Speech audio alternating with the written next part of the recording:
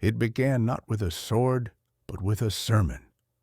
In the winter of 1095 A.D., in the small French town of Clermont, thousands gathered under a gray sky to hear a speech that would set the world on fire. Peasants came barefoot through the frost. Nobles in chain mail stood beside them. Bishops held golden crosses that glinted in the weak sun. No one knew what the Pope would say, only that he had summoned all of Christendom to listen. When Pope Urban II stepped forward, his voice rose above the murmuring crowd. It carried not the tone of politics, but of prophecy. "A grave news has reached us," he began. "Our brothers and sisters in the East suffer under oppression. The holy city of Jerusalem, the land sanctified by the blood of Christ, lies defiled in the hands of the infidels." His words, shaped by faith and fury, moved like fire through dry grass.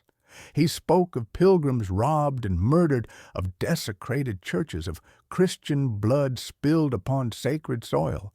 But what stirred the crowd most was not vengeance. It was redemption. Urban promised that whoever took up arms for God's cause would be forgiven of all sin. Eternal paradise was no longer reserved for the few who prayed. Now it awaited those who fought. The people wept, shouted, fell to their knees. Some tore their garments and cried out, "Deus vult!" God wills it. Others carved the shape of the cross into their clothing, their skin, their hearts. What began as a sermon became a storm.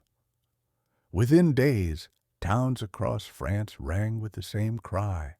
From Rouen to Tours, from Flanders to the Pyrenees, faith became a fever that no king could contain. In those days, Europe was fractured. Kings warred against each other, famine and plague haunted the poor, and the church itself was divided by power. Yet this call, this divine mission, bound them all in a single thread of holy purpose. For once, rich and poor, knight and peasant, lord and servant, all believed they could touch heaven through action. Urban's speech was more than religion. It was psychological alchemy.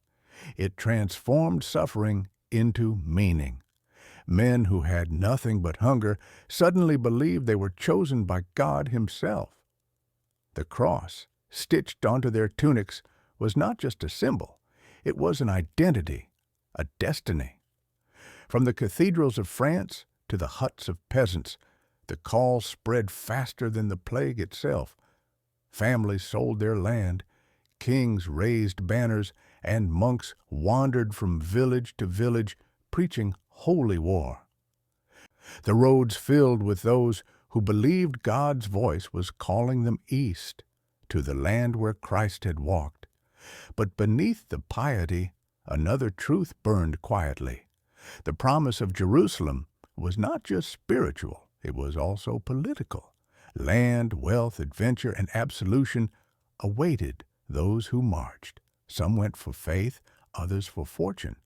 Yet all of them carried the same illusion, that violence, sanctified by the church, could cleanse the soul.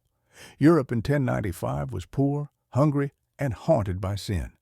The crusade offered purpose where there had been despair, and salvation where there had been guilt. A knight who had killed in a dozen wars could now kill again and be called holy. A thief who had stolen bread could now steal cities in God's name and still earn paradise. By spring, an unstoppable tide began to form. Peter the Hermit, a small ragged priest with wild eyes, rode through the countryside on a donkey, preaching that the end of days was near and that Christ Himself would meet them in Jerusalem. Behind him, an army unlike any the world had ever seen began to gather, not of trained soldiers, but of farmers, widows, and children. They carried no strategy, no armor, only faith and desperation.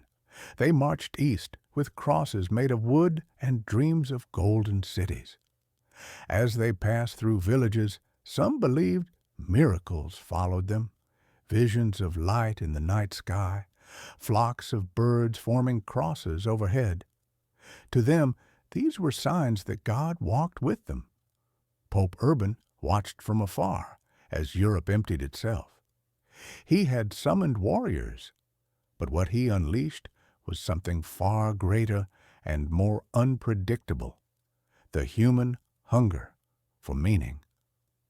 The first crusade had begun not with the clang of steel, but with the trembling of hearts. The world was about to be remade by faith, a faith so powerful that it could inspire miracles and justify massacres in the same breath. The sermon at Clermont did not merely call men to war, it called them to transcendence, and in that call humanity would find both its glory and its sin. It began not with kings or knights, but with the barefoot and the hungry. By the spring of 1096, word of the Pope's call had spread across Europe like wildfire, yet before any official Crusader army could assemble, tens of thousands of ordinary people, farmers, beggars, and children, had already begun their march toward the east. They called it a pilgrimage. History would call it the People's Crusade. They carried no banners of nobility. Their weapons were rusted scythes, kitchen knives, and crude wooden crosses bound with twine.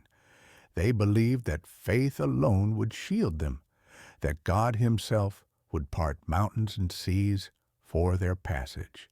The movement's heart was a single, wiry man, Peter the Hermit. Peter was no bishop or noble. He was a wandering monk with a tangled beard, fiery eyes, and a voice that could turn sorrow into frenzy. Riding on a small donkey through France and Germany, he preached with wild conviction that Christ had appeared to him in a vision, commanding him to lead his children to Jerusalem. Wherever he went, the crowds followed. Villages emptied in days. Mothers carried infants on their hips. Fathers led oxen pulling carts piled high with hopes. Many sold everything they owned, believing they would never return. For them, this was not a campaign of conquest. It was a journey to salvation. They crossed the Rhine singing hymns, chanting Deus vult. Their spirits burned brighter than their torches, though their stomachs were often empty. At first their movement seemed blessed. Locals fed them, priests praised them, and churches rang their bells as they passed. But faith alone could not fill empty bellies. As the miles grew, food vanished, tempers rose, and hunger turned holiness to chaos. Some groups began looting farms and monasteries. In Germany, mobs turned their wrath on Jewish communities, slaughtering hundreds under the delusion that killing the enemies of Christ at home would earn divine favor abroad. The first blood of the Crusades was not shed in Jerusalem, but on European soil in blind zeal. Still, they marched, through storms and starvation, through strange lands whose languages they could not understand. They trudged on toward the promise of Jerusalem. Some died on the roads, their bones left behind like breadcrumbs to heaven. Others deserted, disillusioned by the distance between dream and reality. Yet Peter the Hermit pressed forward, his voice echoing through the suffering like a drumbeat of faith. By midsummer, what remained of the People's Crusade reached the borders of the Byzantine Empire, tattered, starving, and unarmed.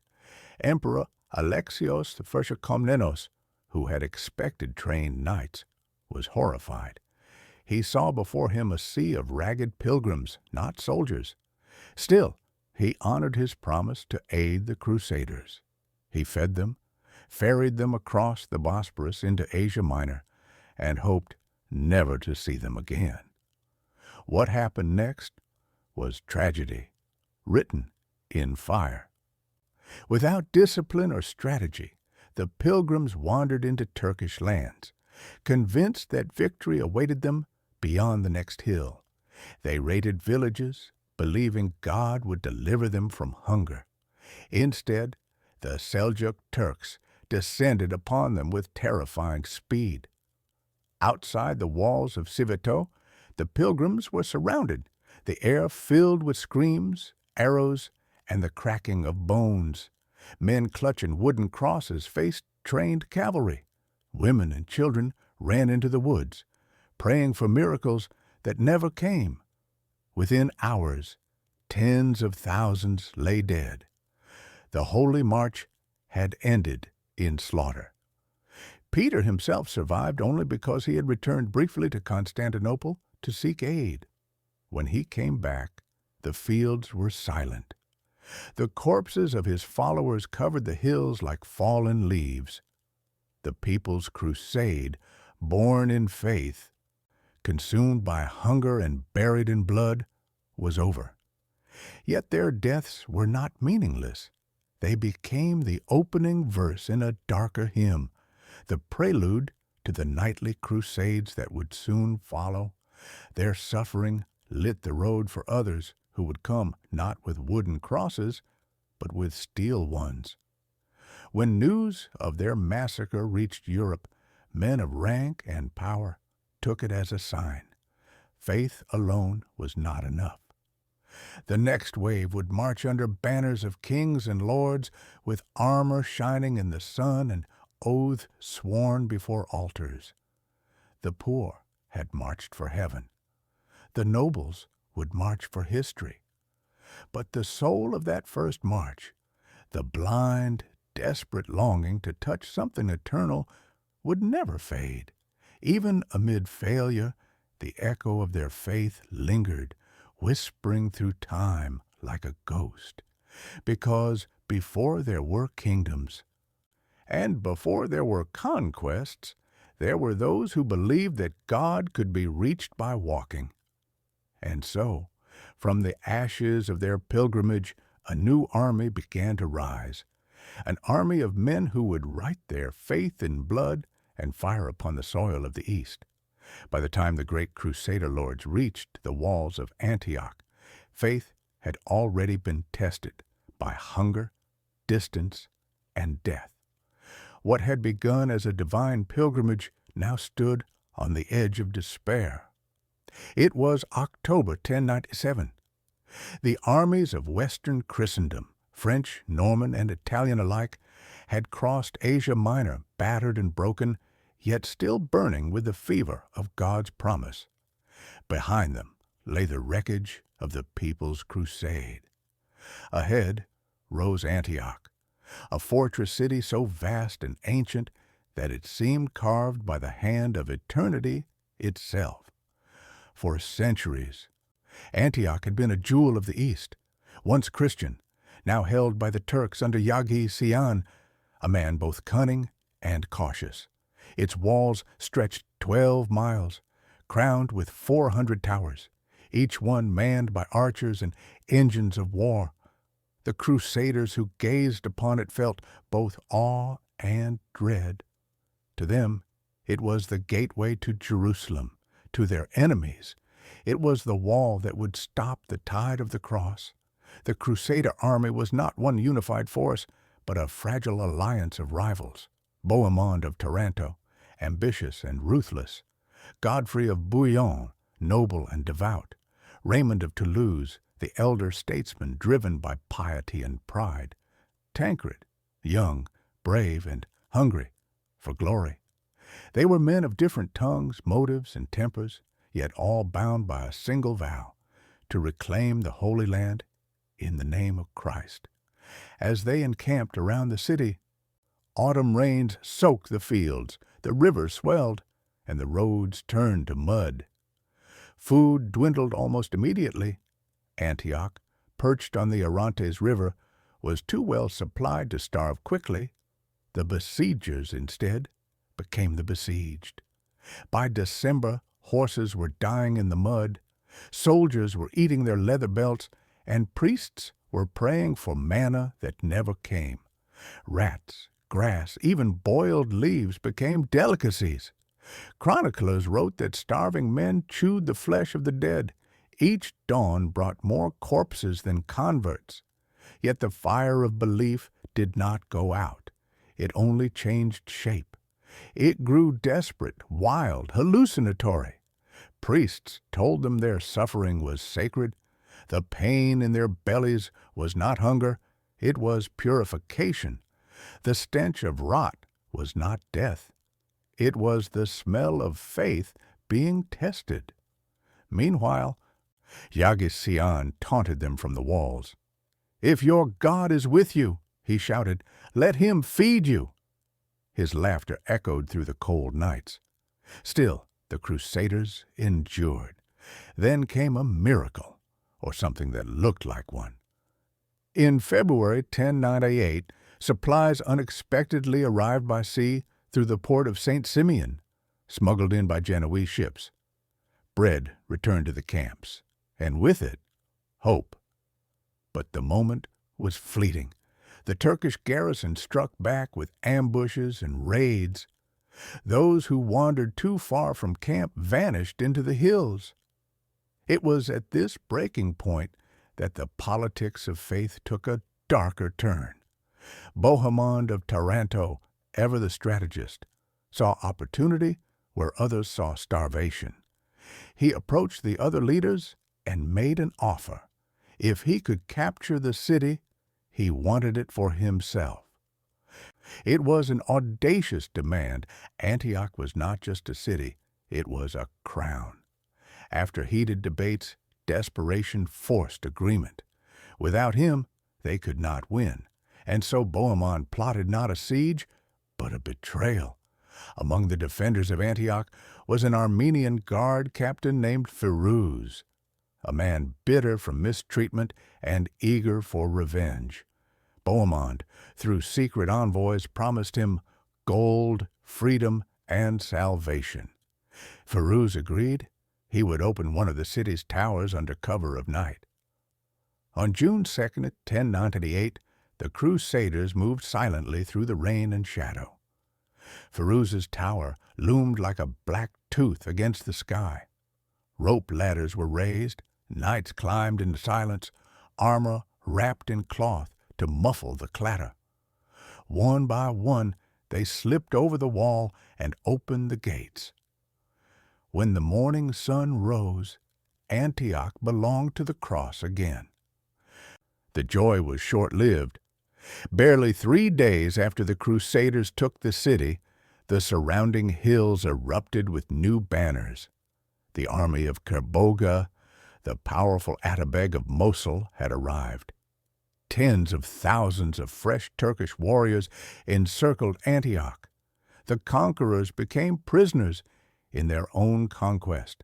Starvation returned worse than before. Rotten corpses filled the streets. Fear turned to madness.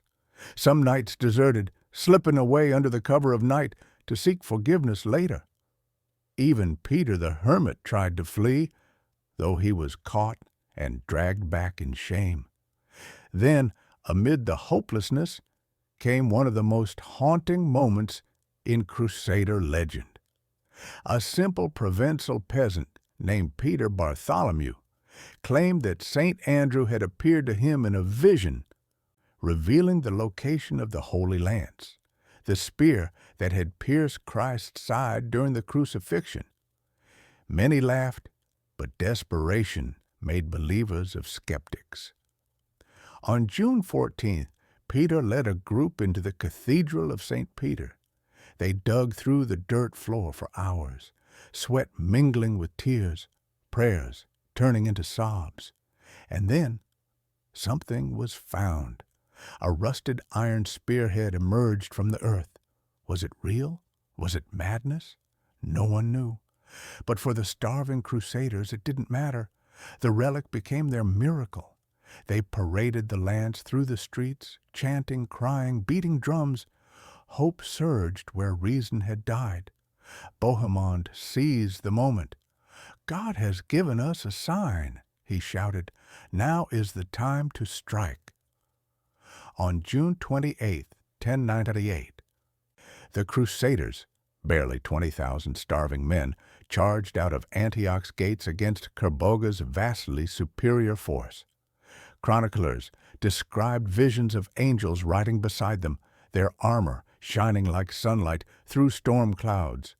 Whether miracle or myth, the Turks panicked, their ranks broke. By evening, the battlefield belonged to the Crusaders. It was victory born of delirium, starvation, and unyielding faith. Antioch, drenched in blood and sanctified by suffering, stood as both triumph and warning. The Crusaders had won, but they were ghosts of themselves. The city's streets were filled with corpses, both friend and foe. Bohemond kept his promise to himself. He claimed Antioch as his own principality, refusing to hand it to the Byzantine emperor as agreed. The unity of the crusade fractured, just as ambition began to eclipse devotion. Yet, for those who still dreamed of Jerusalem, this victory proved something powerful and terrifying.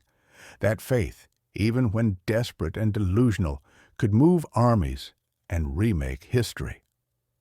The Holy Lance, whether relic or rusted iron, became the symbol of the impossible, that in the darkest hours belief alone could conjure salvation. But salvation, they would soon learn, had a cost. Ahead lay Jerusalem, the city they had bled for, prayed for, and dreamed of, and they would reach it not as pilgrims, but as executioners of faith. They had marched for 3 years through famine, desert, and disease. Now, at last, they saw it. In June of 1099, the Crusaders, what remained of them, crested the barren hills of Judea and glimpsed Jerusalem shimmering beneath the sun. For many, it was the first time their eyes had ever filled with tears, not from pain, but from awe.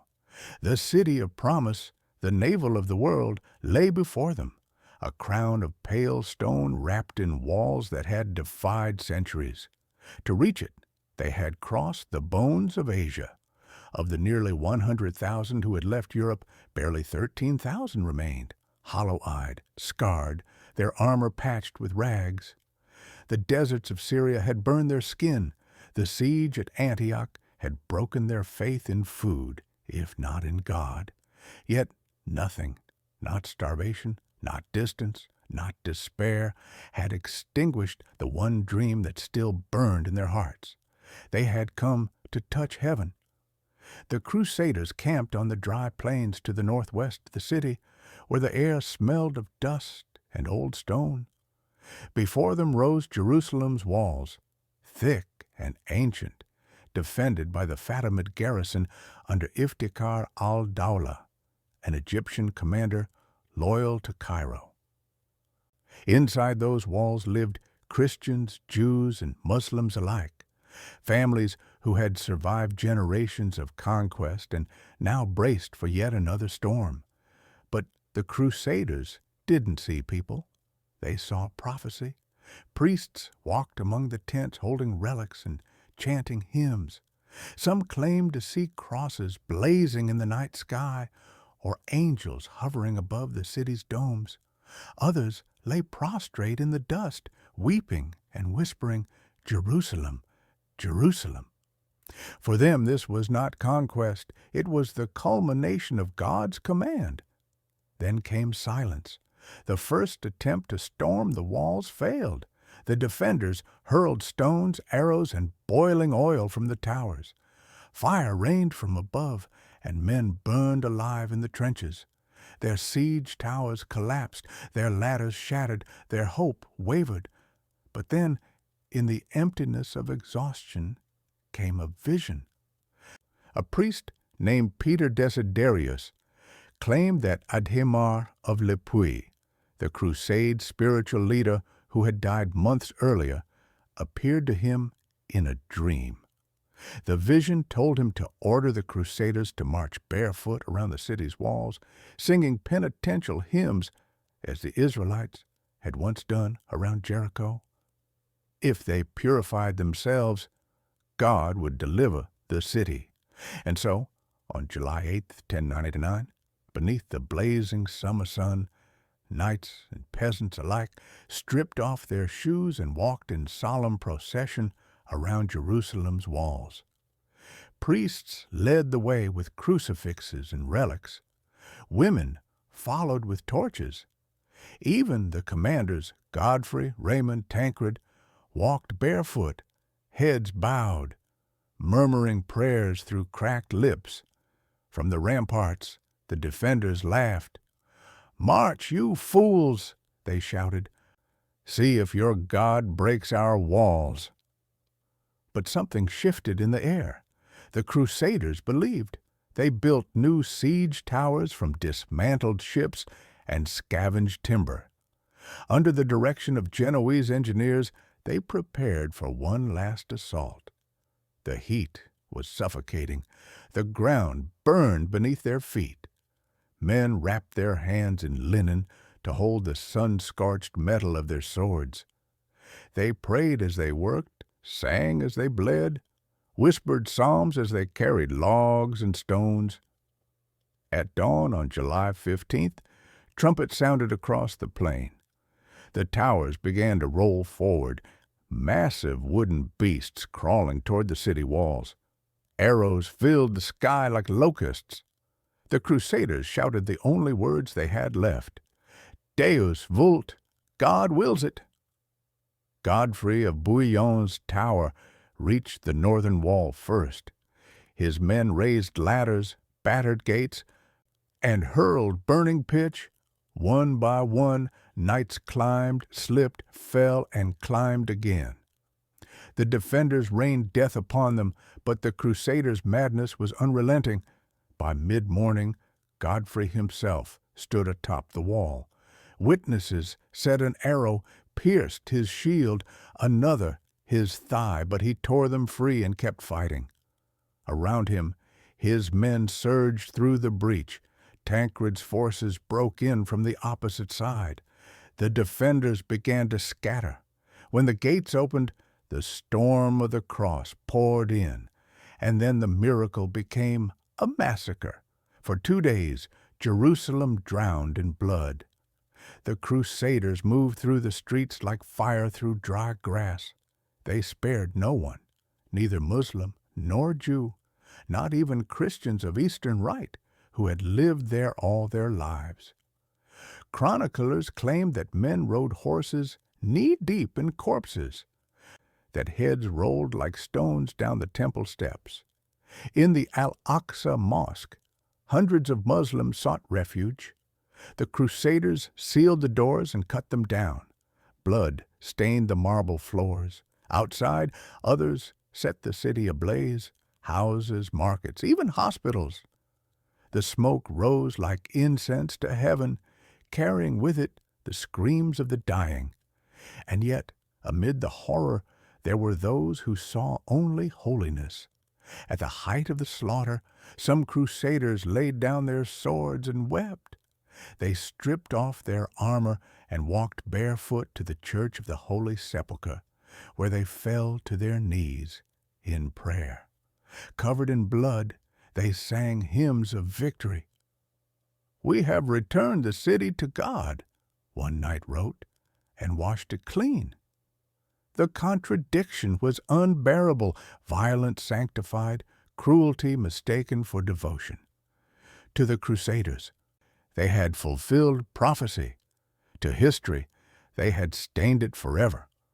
That night, under the cold silence of the stars, Jerusalem was theirs.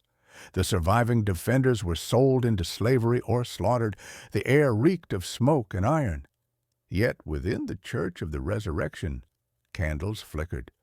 Priests intoned the first Latin Mass the city had heard in centuries.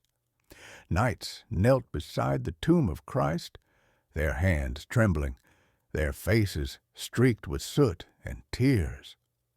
In the days that followed, The leaders quarreled over who would rule the city. Raymond of Toulouse refused a crown, claiming he would not wear gold where Christ had worn thorns. But the people turned to Godfrey of Bouillon, the quiet duke from Lorraine who had led with steadiness and faith. When offered the title of king, he refused. "I will not wear a crown of gold," he said, "in the city where my Savior wore a crown of thorns." Instead, he took a humbler title, Defender of the Holy Sepulchre. It was a rare moment of grace amid ruin. From his new citadel, Godfrey looked out over Jerusalem's skyline, domes, towers, the distant shimmer of the Dead Sea. Below, the streets still whispered of death, but to him the city seemed eternal, holy, indestructible, worth every life that had been lost. The First Crusade had achieved the impossible. Against starvation, betrayal, and overwhelming odds, they had captured the most sacred city in the world. Yet in their triumph, they had also revealed the darkest corners of faith, the way love of God could turn into hatred of His children. The priests called it victory. The poets called it judgment. And the earth of Jerusalem drank it all silently. Jerusalem had been won, but it was not at peace. The Crusaders, who had come from 100 different lands and spoken a dozen tongues, now found themselves masters of an empire they barely understood. The holy city, once the dream of their pilgrimage, became the fragile heart of a kingdom suspended between faith and survival. The Latin Kingdom of Jerusalem, founded in 1099 A.D. At its head stood Godfrey of Bouillon, not as king, but as Advocatus Sancti Sepulchre, defender of the Holy Sepulchre. His humility, so rare in those brutal times, became the new kingdom's moral center. He ruled not from a golden throne, but from a stone hall within the Tower of David. His banner, a simple cross on white, fluttered above the city that had cost tens of thousands of lives. But outside Jerusalem's walls, the world was watching.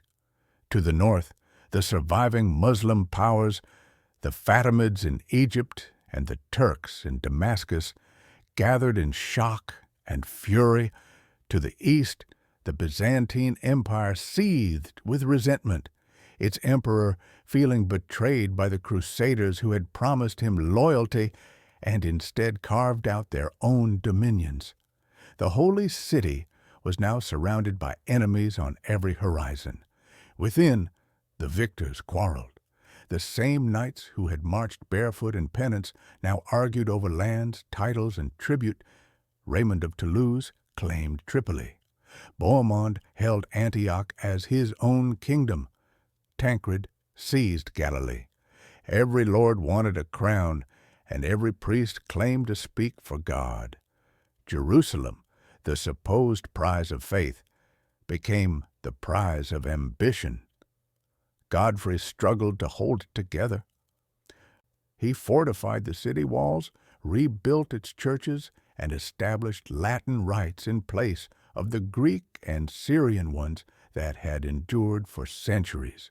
Pilgrims began to pour in, men and women who had heard of the miracle of Jerusalem's capture and now came to kneel where Christ had died. Monks, priests, and scholars followed, turning the city into both a battlefield and a monastery. Yet life in the Holy Land was not a vision of paradise. The desert was merciless. Crops failed in the summer heat, and disease swept through the camps. The surviving Crusaders realized that they had conquered not milk and honey, but dust and drought. The holy city could not feed itself.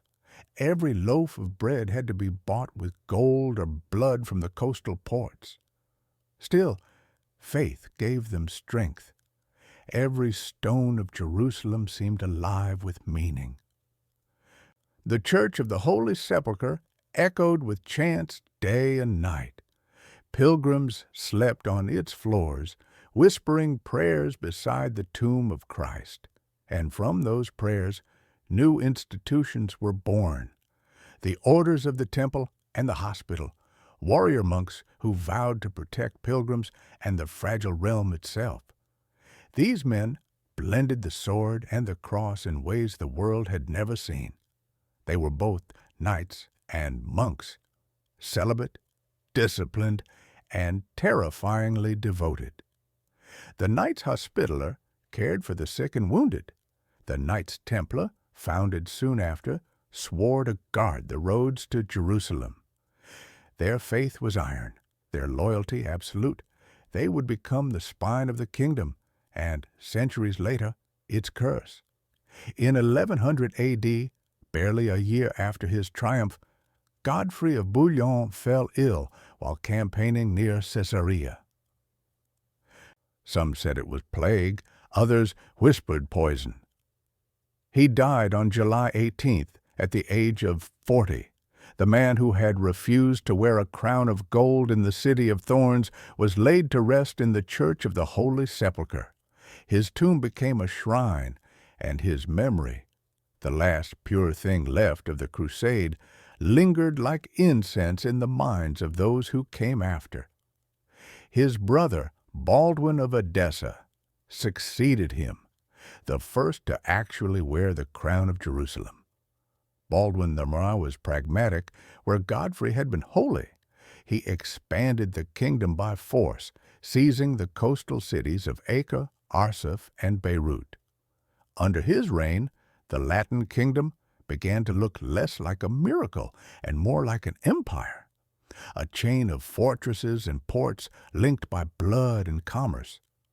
For a brief time, it seemed that heaven had taken root on earth. In Jerusalem, priests celebrated Mass beneath golden mosaics while merchants sold silks from Egypt and spices from India. Pilgrims kissed relics that glittered like stars, pistas of the true cross, bones of saints, even vials of what was said to be Christ's blood. But beneath the glitter, the ground trembled. To the south, Egypt prepared its vengeance. To the east, the Turks united under a single cry, Jihad. And to the north, the rival princes of the Crusader states schemed against one another, each convinced that he alone was God's chosen ruler. The Holy Kingdom, barely a decade old, was already cracking beneath the weight of its own contradictions. Faith and greed, devotion and pride, the desire to serve God and the hunger to rule His world. The dream of heaven had taken form in stone and blood. And like all human dreams that try to live on holy ground, it was destined to break. In the years following Godfrey's death, Jerusalem's fragile kingdom stood balanced between miracle and extinction. Surrounded by enemies and crippled by infighting, it survived not through politics or diplomacy, but through faith forged into steel. Out of the dust of holy war rose a new kind of soldier, one who prayed before he killed, who saw battle as worship and death as deliverance. They called themselves the poor fellow soldiers of Christ and of the Temple of Solomon. But the world would know them by a simpler name, the Knights Templar. They began humbly around 1119 A.D. when a French nobleman named Hugues de Payens, along with 8 companions, approached King Baldwin II of Jerusalem with a strange proposal. They wished to dedicate their lives to protecting pilgrims traveling from the ports to the holy city. The roads were plagued by bandits, and many who came to pray at the Holy Sepulchre were robbed or murdered before they ever saw Jerusalem's walls. Baldwin agreed and granted them quarters in a wing of the royal palace built upon the ancient site of Solomon's temple. From that sacred ruin, they took their name. Their emblem was a red cross upon a white cloak, blood upon purity, sacrifice upon faith.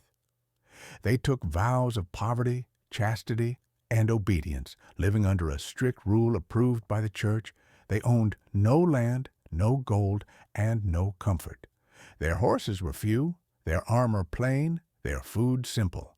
They called themselves pauperes militis Christi, the poor soldiers of Christ, but they were poor only in appearance.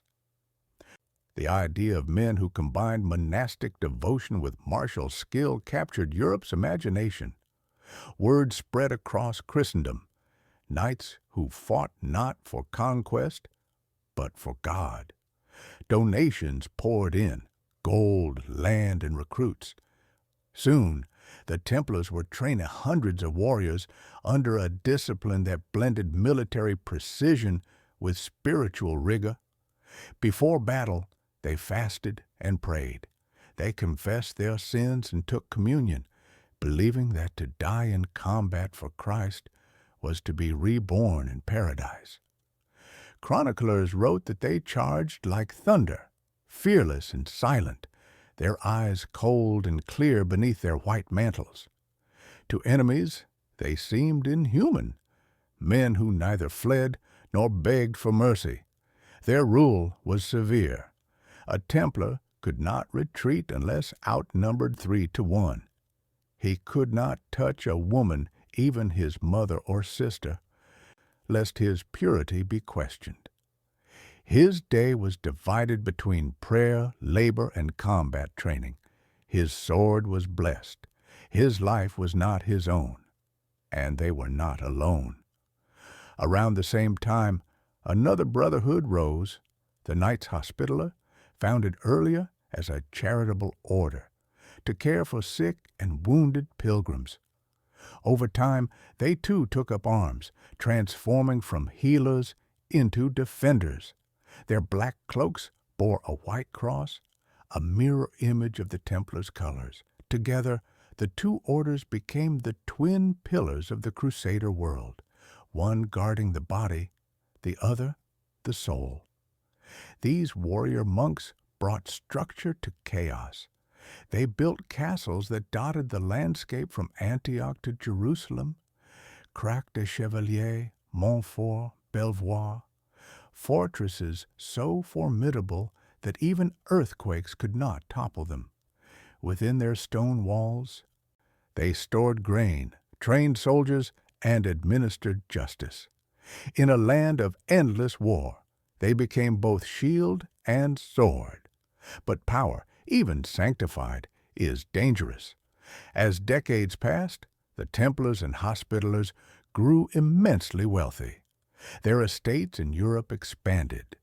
Kings trusted them with treasure. Merchants deposited gold in their commanderies. They invented an early form of banking, allowing pilgrims to deposit funds in Paris and withdraw them safely in Jerusalem. What began as a brotherhood of the poor became an empire of faith and finance. Still, their hearts remained bound to the Holy City. In 1139, Pope Innocent II issued the bull Omne Datum Optimum, granting the Templars independence from all secular and ecclesiastical authority. They answered only to the Pope himself. No king could tax them. No bishop could command them. Their loyalty was to Christ alone. To the faithful, they were living saints. To the jealous, they were a kingdom within a kingdom. Their presence brought both stability and tension to the Latin East. In battle, they were unmatched. At Montgazard, in 1177, a small Crusader force led by young King Baldwin IV and just 80 Templars crushed a vastly superior army led by Saladin himself. Chroniclers said the Templars charged with such ferocity that even the desert wind seemed to carry their cry, Non nobis Domine, non nobis, sed nomini tuo de gloriam. Not to us, O Lord, not to us, but to your name give glory. But beneath the glory, unease grew. Their growing wealth and secrecy stirred suspicion. Their alliances were pragmatic, not always pious, and their zeal, so pure at first, began to harden into arrogance. For now, though, they were still the champions of Christendom, the hammer that held back the tide of Islam, the shield that guarded the road to the holy city. They built, fought, and prayed in equal measure. Their rise changed the nature of the Crusades forever. No longer were they ragged mobs led by faith alone. They became disciplined campaigns, sustained by orders who saw war as liturgy. In the blazing deserts and blood-soaked valleys of Palestine, a new theology was born, one written in steel, that killing for God could be a form of worship, and that salvation could be earned not only by prayer, but by the sword. It was an idea that would sustain the Crusader states for generations and ultimately destroy them. Because in every age, when men believe they fight for heaven, they forget how easily they can create hell. In the burning heart of the 12th century, when the cross ruled Jerusalem and Latin kings walked the Holy Land, a new power began to rise from the deserts of the East, one that would eclipse them all. His name was Salah ad-Din Yusuf ibn Ayyub, known in the West as Saladin. To the Crusaders, he would become the scourge of God, the man who tore down their dream of heaven on earth.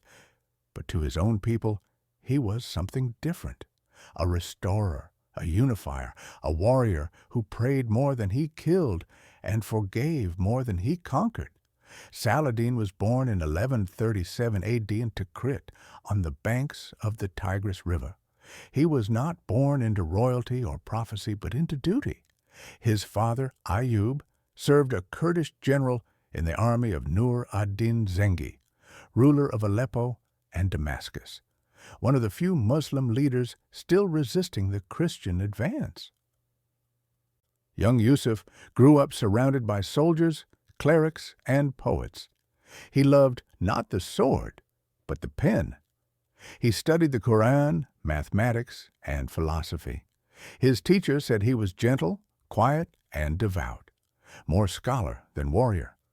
But destiny, as it often does, had sharper plans. At 26, Saladin followed his uncle Shirkuh, a grizzled general of Nur ad-Din, on a campaign to Egypt, a land torn between two powers, the declining Fatimid Caliphate in Cairo and the Latin Kingdom of Jerusalem to the north. The expedition was meant to stabilize Egypt for the Sunni cause, but it also became the stage upon which Saladin would rise. In 1169, after Shirkuh's death, the young Kurd unexpectedly became vizier of Egypt, second only to the Fatimid Caliph himself. It was a staggering ascent. At first, few took him seriously. He was young, modest, and foreign.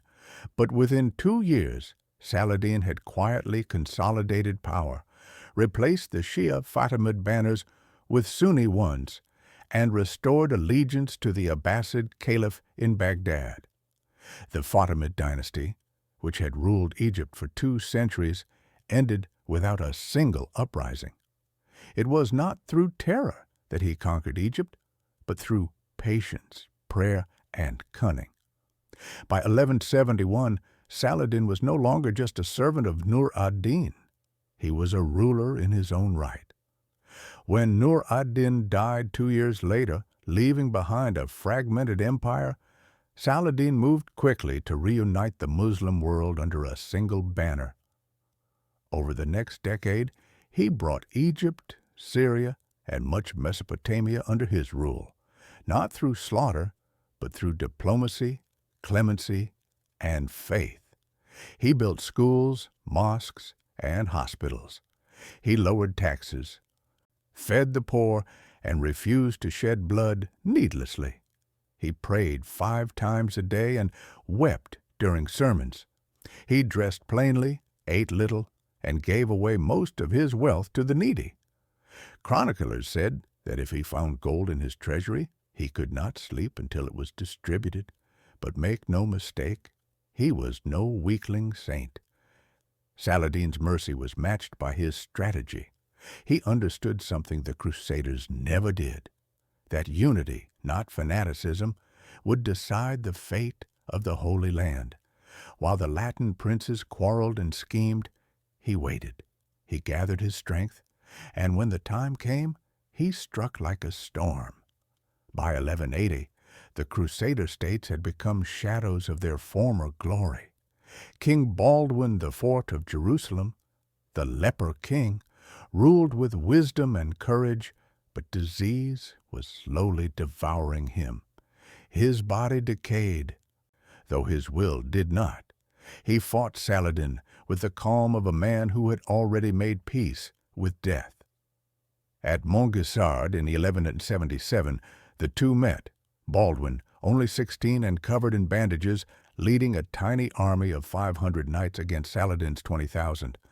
Against all odds, the Crusaders won. Saladin fled, humiliated, but not broken. He rebuilt patiently, knowing that time favored him. He honored truces, spared prisoners, and waited for the Christians' pride to undo them.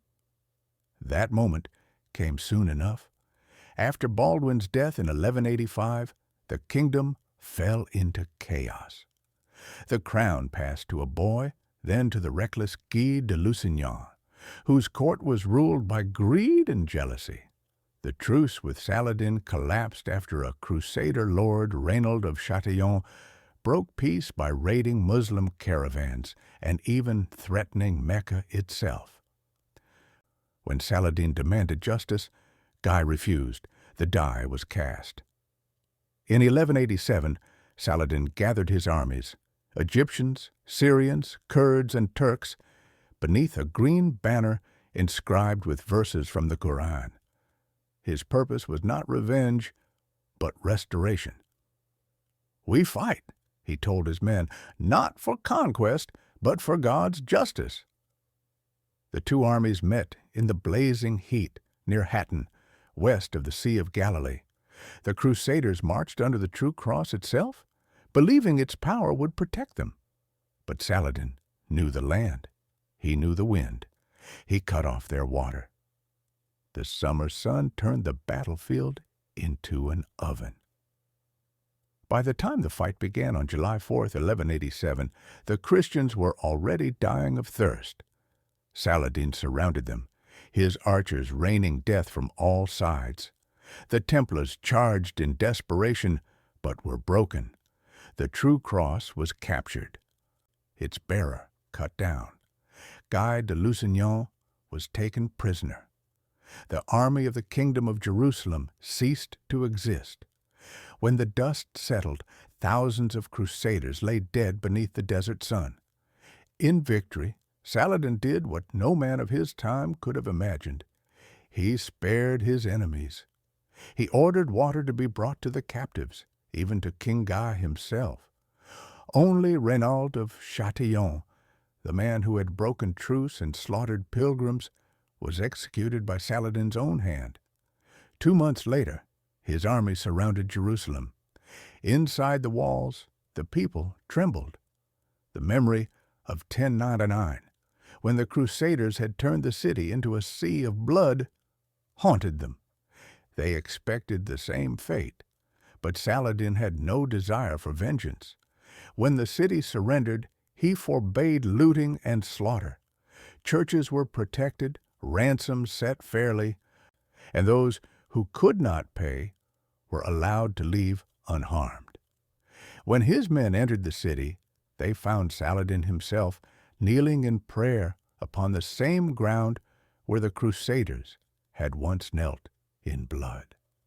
The crescent had returned to Jerusalem not with fire, but with mercy. When word of his victory reached Europe, kings and popes wept with fury. The Third Crusade was called at once. But even as new armies crossed the sea, tales of Saladin's honor spread faster than hatred. Chroniclers in France and England, men who had never seen him, wrote of his grace, his generosity, his faith. To his enemies, he had become almost mythic, a paradox of gentleness and power, of faith that conquered without cruelty. When he died in 1193, at the age of 56, his wealth was gone. His treasurers found nothing but a single gold coin, a silver one, and 40 pieces of copper. He had given everything away. As his body was carried through Damascus, a herald rode before the bier, shouting, "Behold, the one who conquered kingdoms, and takes nothing with him but a shroud." The Knights of the Cross had fought for heaven and found only ashes. Saladin had fought for justice and found eternity. The fall of Jerusalem in 1187 had shaken the world. From the cathedrals of France to the cloisters of England, the news struck like thunder. Priests wept at their altars. Kings fell to their knees. How could God's city, won with such sacrifice a century before, be lost again? In Rome, the bells tolled for mourning, but in England, France, and the Holy Roman Empire, they sounded for war. Pope Gregory VIII issued the bull Audita Tremendi, declaring that Christendom itself was wounded. It was not just Jerusalem that had fallen, it was faith. And from that wound rose the mightiest response the world had ever seen. The Third Crusade. 3 kings would take the cross. Frederick Barbarossa, Emperor of Germany, Philip II Augustus, King of France, and Richard I of England, the Lionheart. Each a titan of his age, each driven by ambition as much as devotion.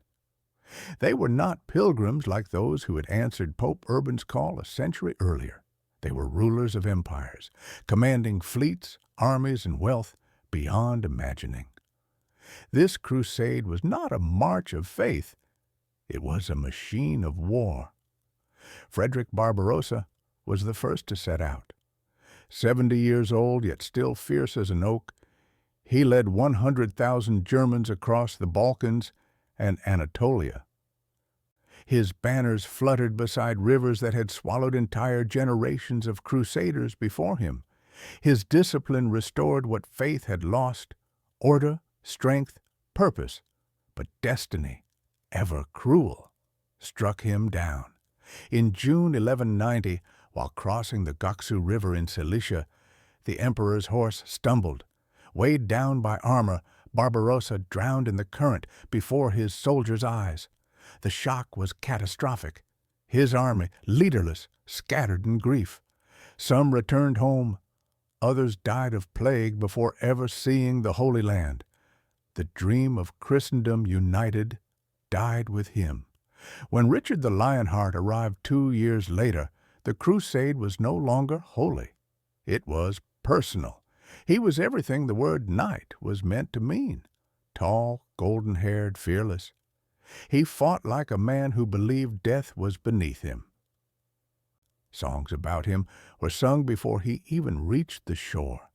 His rival, Philip of France, was the opposite, clever, cautious, and easily insulted. Together, they made the strangest of allies, bound by purpose, divided by pride. Their fleets landed at Acre, a fortress city on the northern coast of Palestine that had been under siege by the Crusaders for nearly 2 years. Disease, heat, and famine had claimed thousands on both sides. The stench of rot hung over the sea. When Richard's ships appeared on the horizon, the weary Crusaders cheered as if salvation itself had come. Richard transformed the siege into legend. Despite being struck by fever, he directed assaults from his tent, firing crossbow bolts himself when his strength allowed. His siege engines hurled stones the size of millstones against the walls. When a thunderstorm broke, he stood in the rain with his soldiers, shouting prayers over the clash of thunder. Inside Acre, Saladin's garrison held on with grim resolve, but starvation won where steel could not. On July 12, 1191, Acre surrendered. It should have been a moment of triumph, but mercy failed. Saladin had promised to pay ransom for the captives. When the gold was delayed, Richard, fearing treachery and consumed by rage, ordered the execution of nearly 3,000 prisoners outside the city walls. The desert wind carried their screams for miles. It was vengeance disguised as justice. Yet, even amid such horror, the two great commanders, Richard and Saladin, recognized something rare in each other. Letters passed between them, gifts too.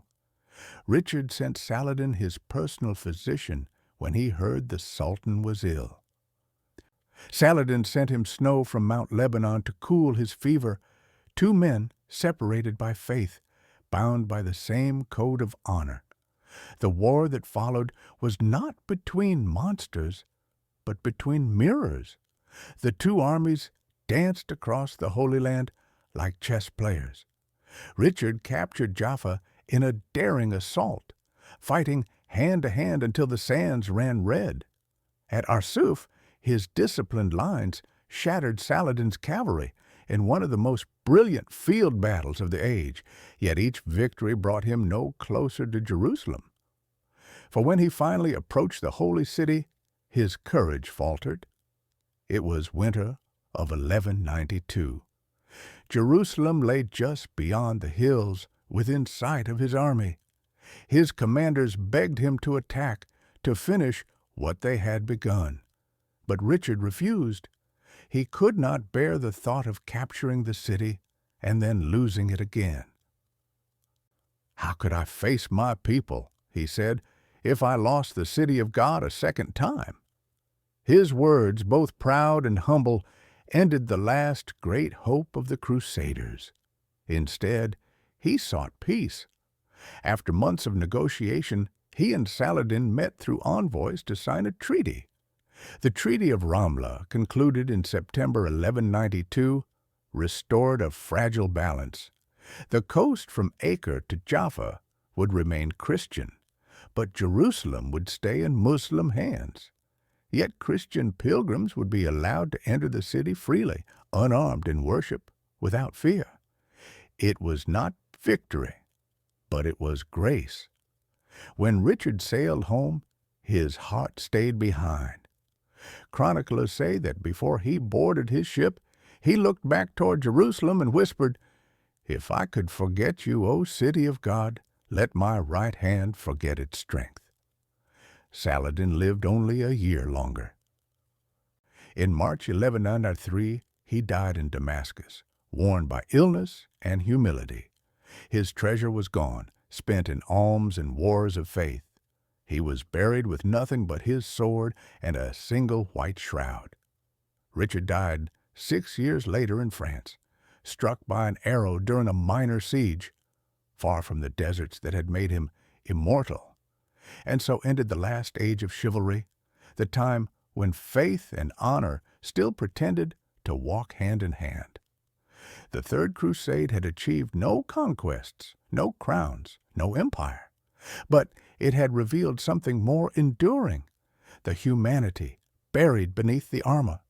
Richard and Saladin, enemies by creed, had shown the world that even amid holy war, mercy could still speak louder than blood. By the dawn of the 13th century, the world had changed, but the cross still clung to the edge of the East. For nearly 100 years after Saladin's death, the Crusader kingdoms had survived not as empires of faith, but as fragments of memory. Their cities, Acre, Tyre, Tripoli, and Antioch, were no longer symbols of divine victory, but outposts of stubbornness. Their walls faced the desert like the bones of a dying giant refusing to fall. The Latin kingdom of Jerusalem no longer ruled Jerusalem at all. The holy city remained under Muslim control, governed first by Saladin's heirs, later by the Ayyubid sultans, and finally by the Mamluks, slave soldiers who rose from captivity to command entire empires. the Crusaders' kingdom of heaven had shrunk to a few strips of coastal fortresses, castles and cathedrals fading under the salt wind. Yet in Acre, life went on. It was a strange city, half Europe, half Orient. Merchants from Venice, Genoa, and Pisa sold silks beside Arab traders and Armenian jewelers. The streets echoed with Latin, Greek, Arabic, and French. Bells and muezzins called at the same hour. It was not peace, but it was coexistence, the fragile heartbeat of two worlds that refused to destroy each other completely. But peace, like all things built on sand, cannot last. By the 1260s, new powers had risen in the east. The Mongols thundered across Asia like a storm, and the Mamluks of Egypt stood ready to stop them. When the Mongols invaded Syria, some crusaders foolishly allied with them, thinking the old dream might be reborn through foreign fire. But when the Mongols fell back, the Mamluk Sultan Baibars turned his vengeance westward. Baibars was no Saladin. He had the mind of a commander and the heart of a predator. Where Saladin had united the Muslim world through faith and forgiveness, Baibars ruled through fear and iron. One by one, he dismantled the Crusader strongholds, Caesarea, Arsuf, Safed, Jaffa, until Acre alone remained. The sea was its last ally. Crusader fleets still came from Europe, small bands of Templars, Hospitallers, and soldiers of fortune drawn by faith, greed, or legend. They found a city still beautiful, still defiant. Its walls, rebuilt thicker than before, stretched for miles along the bay. Massive towers guarded the harbor. Within, the great headquarters of the Knights Templar rose like a fortress within a fortress, its stones blackened by time and siege. But the old unity was gone. The merchants bickered, the nobles schemed, and the church squabbled over relics while the enemy gathered in the south. By 1290, the fragile truce between Acre and the Mamluks shattered when a group of drunken crusaders attacked Muslim merchants inside the city. The massacre, though small, was enough to provoke war. The new Sultan Al-Ashraf Khalil, son of Kalawun, swore to finish what Saladin had begun, to cleanse the coast of the Franks forever. He gathered an army of more than 100,000 men and marched north. When his banners appeared on the horizon in April 1291, the people of Acre rang the bells of every church. From the towers, the city must have looked like a candle burning against a storm, its flame flickering, defiant, doomed. The siege began with thunder. Mamluk catapults hurled boulders the size of oxen into the walls. Siege towers rolled forward through clouds of smoke. The air was filled with the hiss of arrows and the crack of burning wood. Day and night. The sound never stopped. Inside the city, panic spread. The Templars held the northern quarter. The Hospitallers defended the southern walls. Civilians, merchants, pilgrims, women, and children crowded the harbor, praying for ships that would never come. Still, the knights fought like men possessed. Chroniclers tell of Templars standing knee-deep in corpses, striking until their swords broke, then fighting with the hilts. Priests carried relics to the walls, blessing soldiers as stones fell around them. Every street became a fortress, every doorway a final stand, but courage could not hold back the tide. On May 18, 1291, after 43 days of battle, the Mamluks breached the city. The gates fell. The defenders retreated house by house, tower by tower, until only the Templar fortress by the sea remained. Women and children fled to the harbor, screaming as flames consumed the streets. Some were taken by ship, most were not. The Templars barricaded themselves inside their citadel. The Mamluks offered them mercy if they surrendered. They refused. Negotiations failed, and when the Mamluks advanced, the Templars detonated their own tower, killing thousands, including themselves. When the smoke cleared, Acre was gone. The sea lapped quietly at the harbor, washing over ashes and broken swords. The last Crusader port had fallen. The dream that had begun 2 centuries earlier, with Pope Urban's call at Clermont, ended there, on the blood-soaked stones of Acre. Europe mourned, but its mourning was hollow. The kings who had once crossed the sea were now too busy fighting one another. The church, once aflame with holy zeal, was fractured and weary. The last of the Templars sailed away to Cyprus, carrying relics, memories, and shame. Some wept. Others vowed revenge that would never come. A chronicler in Venice wrote simply, "Here ends the kingdom of Jerusalem, which was taken from us for our sins." And perhaps that was true, for the Crusades had begun in faith and ended in disillusionment. They had built cathedrals, toppled empires, and burned cities to ash, all in the name of God. But in the end, they had not conquered heaven or earth. They had only revealed what faith can do when wielded without mercy. As the last ships of the cross disappeared over the horizon, the east fell silent again. The bells stopped ringing. The mosques remained standing. The crescent moon hung over the ruins of Acre like a quiet verdict. The age of the Crusades was over. But the ghosts they left behind would whisper through history for centuries more. The year was 1291, and with the fall of Acre, the world quietly turned a page. For 2 centuries, the Crusaders had marched under banners that claimed to carry the light of God. Now those banners were ashes lost to the sea. The sound of armor had faded from the deserts of Palestine, replaced once more by the call to prayer. Yet the echoes of those wars, the dreams, the guilt, the glory, never truly died. They lived on, haunting both east and west like a ghost that would not rest.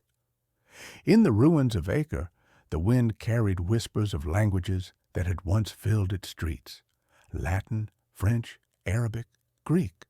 Broken statues of saints stood beside shattered minarets. Churches became mosques again, mosques became tombs, and blood turned to dust beneath the waves.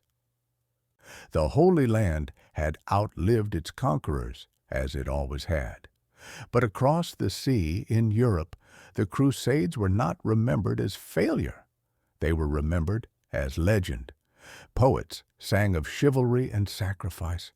Kings wore the cross as a symbol of divine right. The myth was more powerful than the truth. The truth was too heavy to carry. The starvation, the slaughter, the cities burned in God's name. The church, shaken but unbroken, turned its zeal inward. New crusades were preached not against Saracens, but against heretics, pagans, and even fellow Christians. The spirit that had once carried men to Jerusalem now consumed Europe itself. Faith, once a torch, became a weapon sharpened by centuries of blood. And yet, even among the ruins of that long war, there flickered something human, something fragile and redemptive. The Crusades had brought death, but also exchange. The returning knights carried with them not only wounds and relics, but knowledge. They brought the wisdom of Arabic medicine, the numbers of India, the maps of Persia, the architecture of Byzantium. From those seeds, Europe began to awaken.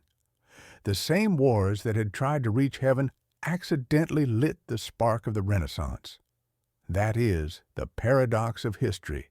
It redeems even what it condemns.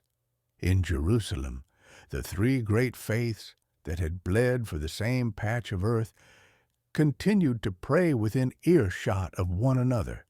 On quiet mornings, the sound of the church bells mingled with the adhan from the mosques and the chants of rabbis at the western wall. The city had seen crusaders come and go, sultans rise and fall. It remained, as it always would, the beating heart of faith and contradiction. Centuries later, when travelers stood before its gates, they still spoke of it in hushed tones. Some said they could feel the weight of the past in the stones, the ghosts of knights and imams, of pilgrims and children still walking beside them. Because the Crusades were never just wars of religion, they were wars of longing. Every man who took the cross, every woman who waited behind, every sultan who lifted his sword, each believed they were fighting for something sacred. They were all wrong, and they were all right. For in their struggle, you can see both the best and worst of what it means to be human. Our hunger for meaning, our fear of oblivion, our need to make suffering divine.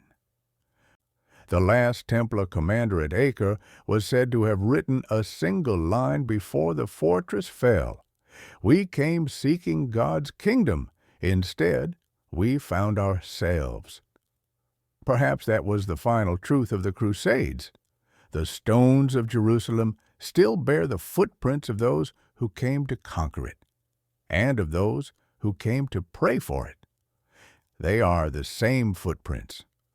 Time has blurred the difference, and so, as the centuries fade, the story of the Crusades becomes less about victory or loss, and more about the eternal tension within every heart that has ever looked toward heaven and seen its reflection in the sword. Because, in the end, the cross and the crescent were never enemies.